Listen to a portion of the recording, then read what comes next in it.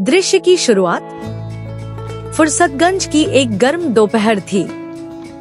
मोतू हमेशा की तरह भूख से परेशान था और समोसे की तलाश में इधर उधर घूम रहा था।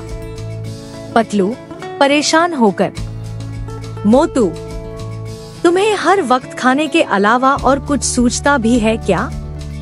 मोतू मुस्कुराते हुए, पतलू, दिमाग चलाने के लिए पेट का चलना जरूरी है। उसी समय एक अजनबी आदमी एक चमचमाती चाय की रेहड़ी लेकर आता है।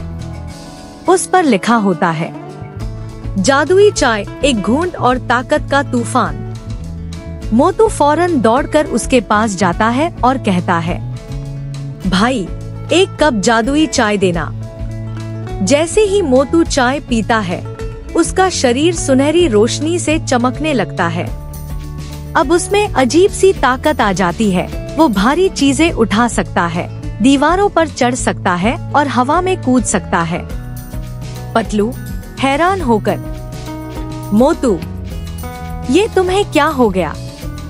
तुम तो सुपर हीरो बन गए।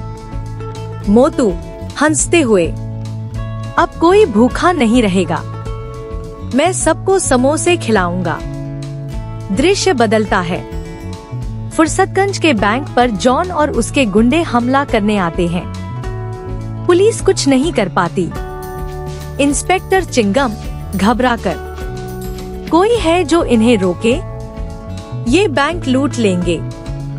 पतलू फौरन मोतू को बुलाता है। मोतू अपनी जादुई ताकत से उन सब पर टूट पड़ता है।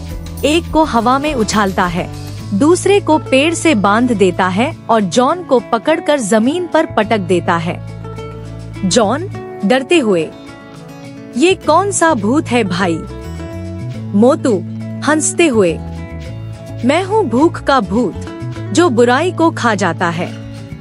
पुलिस आकर सब गुंडों को पकड़ लेती है। फुर्सतगंज के लोग खुश होकर तालियां बजाते हैं। अगली सुबह मोतू दोबारा जादुई चाय लेने जाता है, लेकिन वहाँ कोई नहीं होता।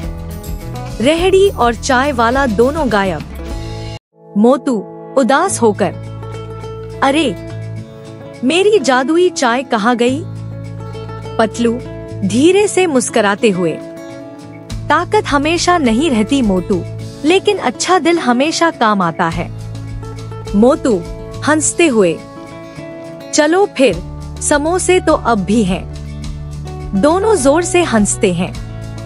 तभी अचानक आसमान में एक रहस्यमय काली छाया मंडराने लगती है। समाप्त। Suspense ending. क्या कोई नई मुसीबत फुर्सतगंज की ओर बढ़ रही है? जानने के लिए देखिए अगला एपिसोड।